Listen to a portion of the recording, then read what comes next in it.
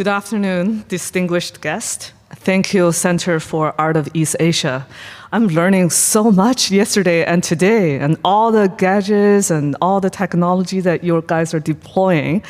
I feel like there really need to be more collective formed by contemporary curators and archaeology curators together. I feel like there's so much we could do as a collective. And today I would like to talk about our museum's embrace of contemporary art, storytelling, digital strategies, and issues that speak to strengthening connection with archaeology and public life.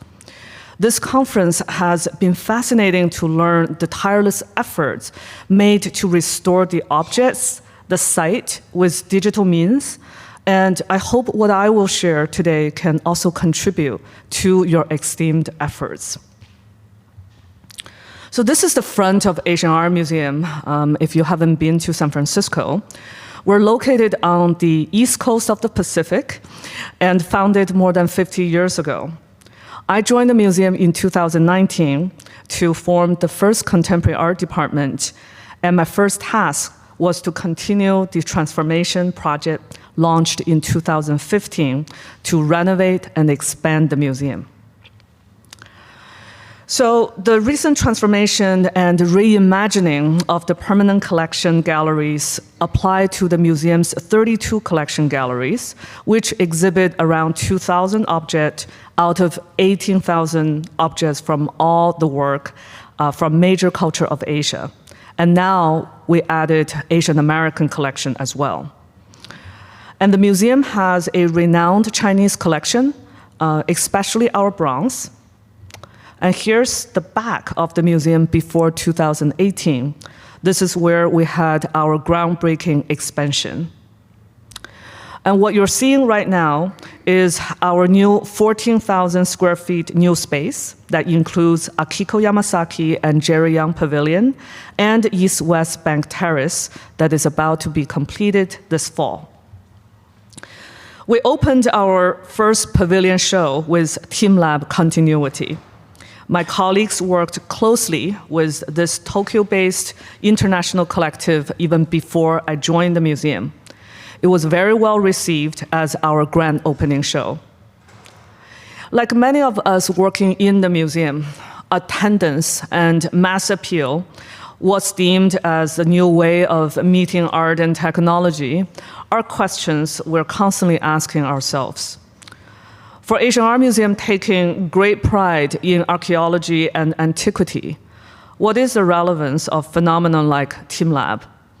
And how contemporary art can play a role that could enhance and complement our renowned collection with originality without making each other insular? So that's how I conceptualized the second show for the pavilion, Kongkee Warring State Cyberpunk. Not only we're connecting our collection with new storytelling through cyberpunk and animation, this continues our museum's transformation, bringing the museum's vitrine into the street culture, letting the future into the ancient world, because according to Kongkee, we can only find our future in the past. And because the work on this show, I have developed the newfound interest in working collaboratively with archaeology, heritage site through the contemporary art approach. The cross-pollination of different expertise cracks a new opening to evoke the public's curiosity.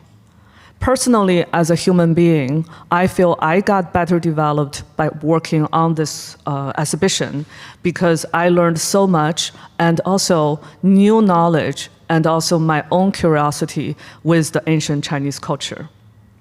And that's why I said at the beginning that we should form collectives between art curators and archaeology scholars together.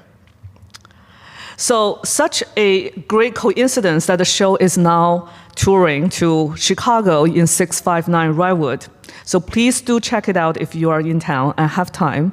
I see our colleague Ashley. Ashley, are you here? Oh, perfect. Ashley is waving her hand on the back. She brought the brochure, and if you would like her help to reserve a spot, please talk to her. And I would give a little background on both the cyberpunk and the historical context. So for non-Chinese audience, one might not have heard of this preeminent poet, Qu Yuan, who lived more than 2,000 years ago. Some compared him with Dante, who was born more than 1,000 years later. Qu Yuan is a great thinker, philosopher, strategist, shaman, musician, and politician. During the Warring State period, Qu Yuan was devastated that his home state, Chu, was conquered by the first emperor, Qin Shi Huang, who later built the Great Wall, made terracotta soldiers, burned all the books, and killed intellectuals. Sounds familiar?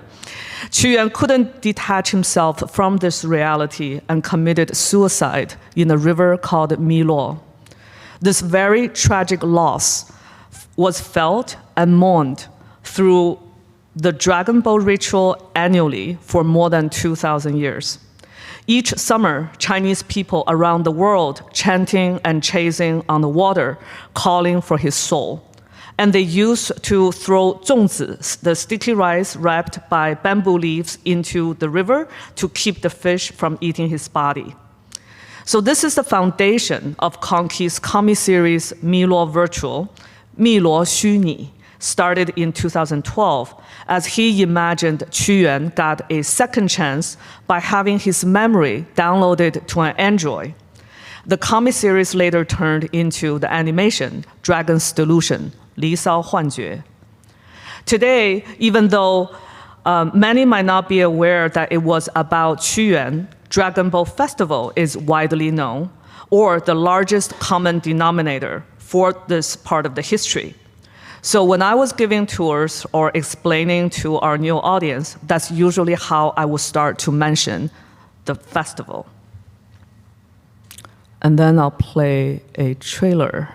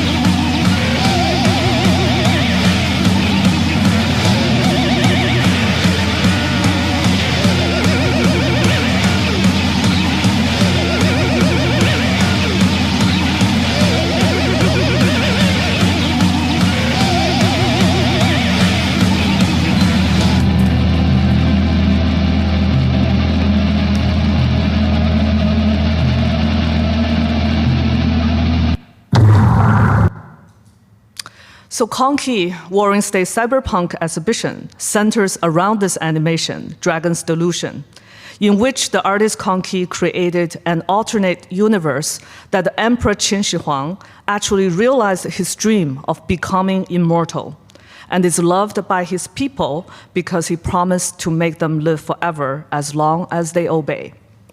The android, carrying Qu Yuan's wisdom and trauma, reactivate the memory in the technology booming era of Emperor Qin. With this second chance, how would this android think? What will android or Qu Yuan do? And under Emperor Qin's unified, algorithmic, dominant new present, what will all of us do? Artist Kongkee was born Chinese in 1977 in Malaysia. He was raised in Hong Kong, studying in New Asia College, founded by the great philosopher Chen, and now lives in London. He grew up watching American sci-fi and Japanese animation. Asia has always been part of the Hollywood portrayal of the future, although only as good as the backdrop, exoticized and fetishized back then in 1982 in Blade Runner, and still in 2022 in Bullet Train. Asian as a prop, but never a protagonist or having any meaningful storyline. So this idea of Asian only getting recognized as a place, but never as people, is a big part of Kongkee's motivation of rewriting this narrative. Kongkee had a clear vision by reading Qu Yuan's poetry and reconstructing the narrative of Asian futurism with the museum's Warring State period collection. Many contemporary art poets today, such as Yang Lian or Ouyang Jianghe, would say that to this day, no one can describe color in such a psychedelic way as Qu Yuan did. So color of light was the code Kongkee chose to connect the past with the future. We, as the audience, was the conduit between the two as the present. This is how our bronze ritual objects were installed with the backdrop of the actual excavation site of Chu State in Hubei, China. When we installed in the Asian Art Museum, the objects were backlit with changing colors.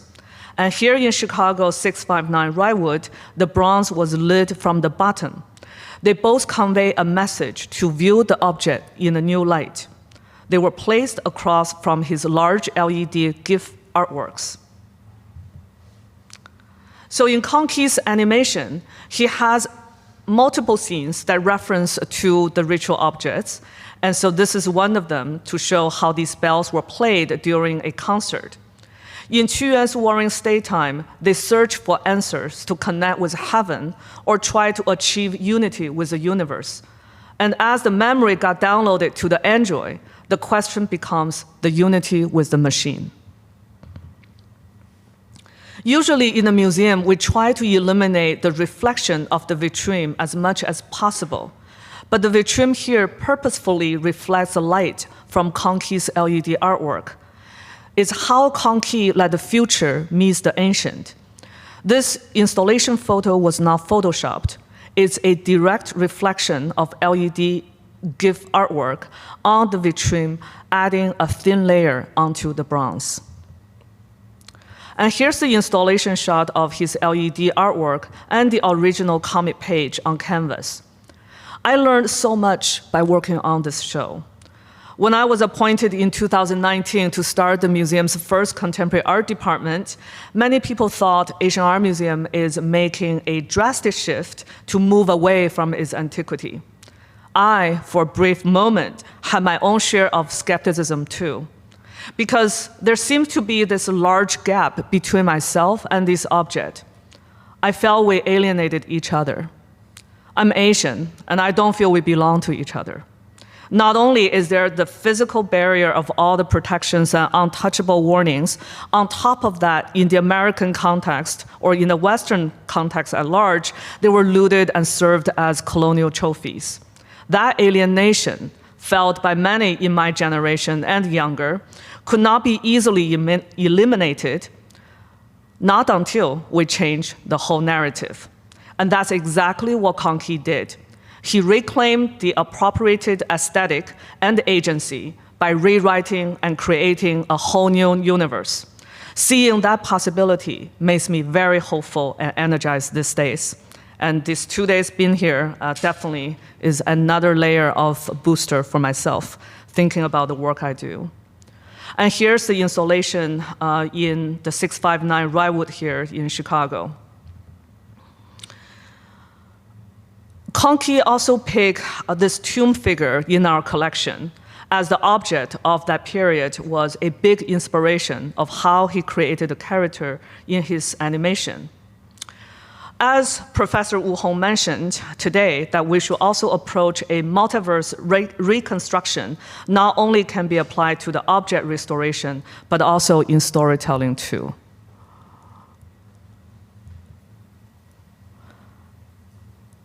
And if you go to see the animation, you will see how this character, this dancing character, was created and as a very important part of the narrative.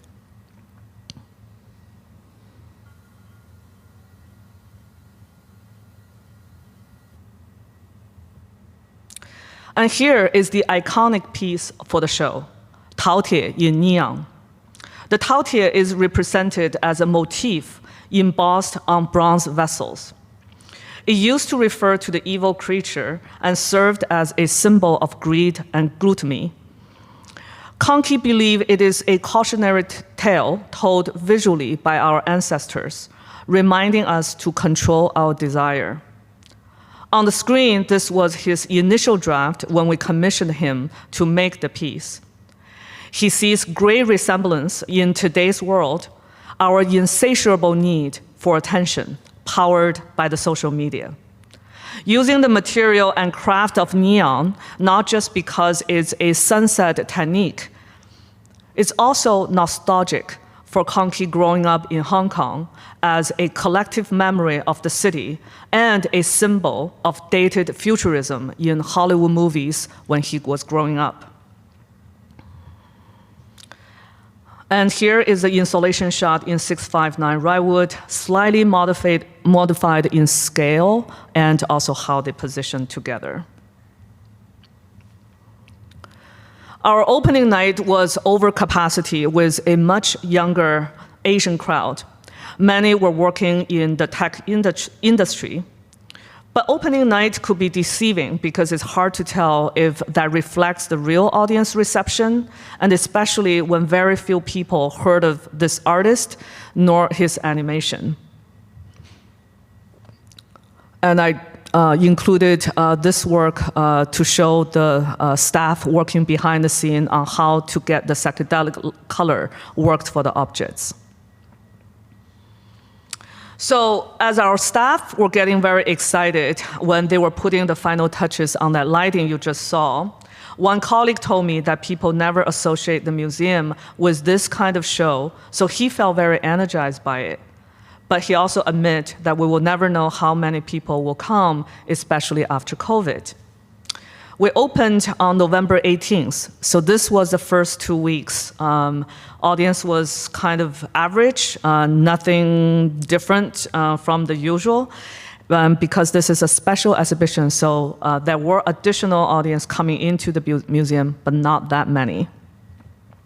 And then on December 4th, before we opened the door at 10 a.m. on the City Museum Free Day, although people still need to pay for Kongkee's show because it's a special exhibition, our ticket desk was processing more than 500 tickets per hour that day. It started to explode. There was a line often outside the museum, and there was a line inside the museum lining up to see the animation.